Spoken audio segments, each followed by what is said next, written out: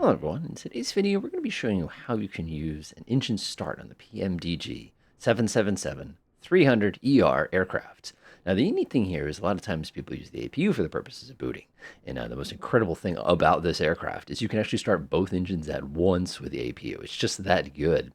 But for the purposes of our demonstration today, we're going to be starting without any use of the APU to make things a little more challenging for us. Let's get started. Literally. So the first thing we're going to do is we have a cold and dark airplane here, and we're going to set up the absolute minimum required to get us going here. We're not going to do anything too complicated.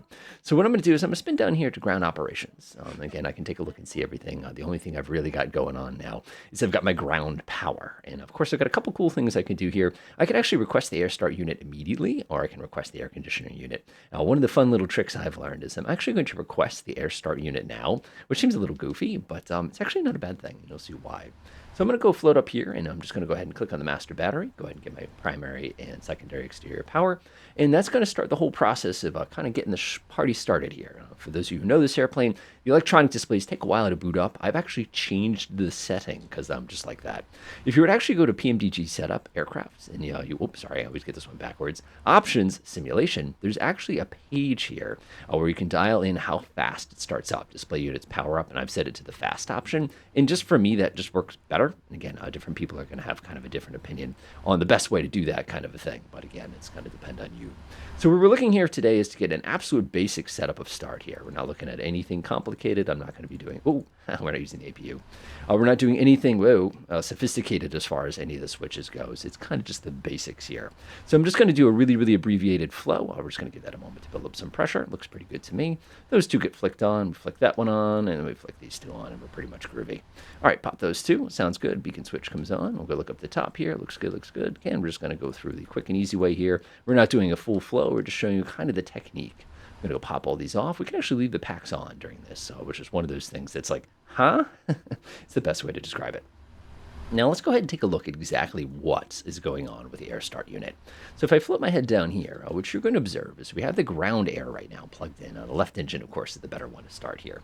So what we're going to do is we're going to take this air, and right now it's basically being circulated into our two pack systems, which is helping to actually warm us up a little bit. It is not the warmest day here in South Africa. So that works really, really well for us. And what we're going to do is we're actually going to take the air from it, and we're going to shove it into the left engine. And then, of course, we're going to use the left engine to start the right engine. That's what makes it a little bit different. So I'm just going to go ahead and just double check to make sure everything's okay. Window heats, engine shutdown, that's perfectly fine. And we're ready to start the process. Easy stuff, easy stuff. There is one weird thing you have to be mindful of, though, is you're starting left engine first. You're not starting right engine. So I'm going to come up here. I'm going to go ahead and check one last thing before I do that, though.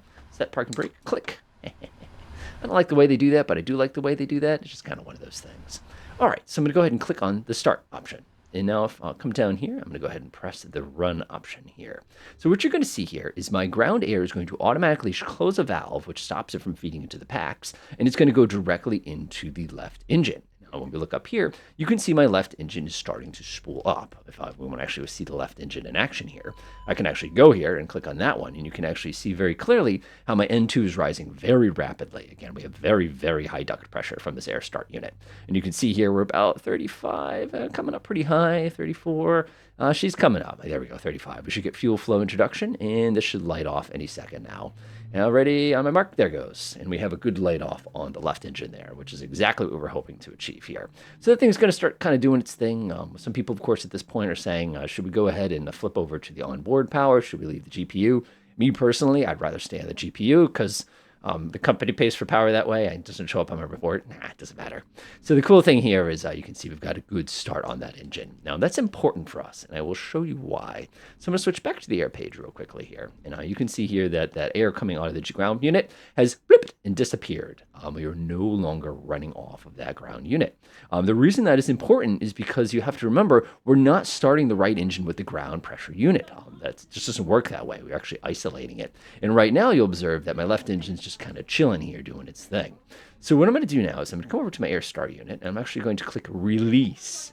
Now, if you tried to start right engine first, you are going to have issues here, but you can see I've released it.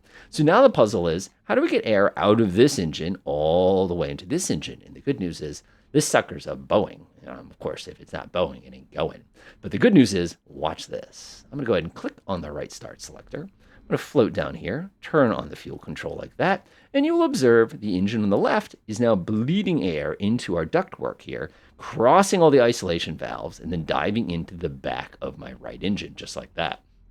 Now, when I come over here and I go ahead and open up my engine display page, what you're going to observe is my left engine is now starting my right engine. You can actually see my duct pressure is about 36 here. So that's clicking away, that's clicking away. It's starting to spool up about 33 to 35. You're going to see the fuel flow come on any second here. There it goes. So we're going to introduce the starter fuel. It's going to get in there. You're getting all sorts of nasty sparking action going on. My exhaust gas temperature is going to go whiz, just like that, like I promised. Like I said, it'll make it up when it works. And you can see just like that, the system is spooling up without any interference on our behalf, which just gives you an idea of just how automated this aircraft is compared to some other versions of the Boeing aircraft kind of a deal.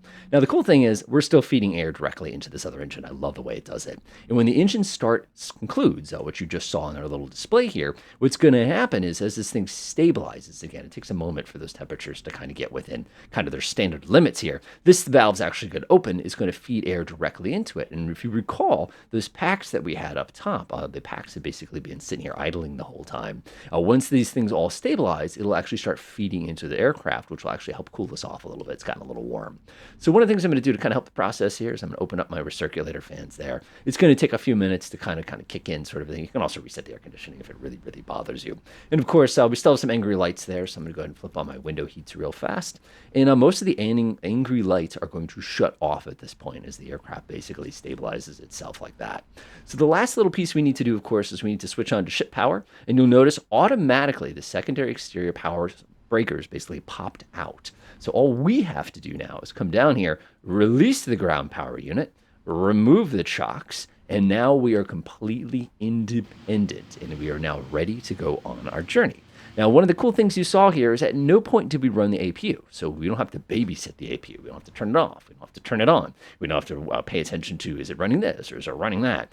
None of those problems are really going to come up because we ran everything off of that kind of exterior power. Enjoy.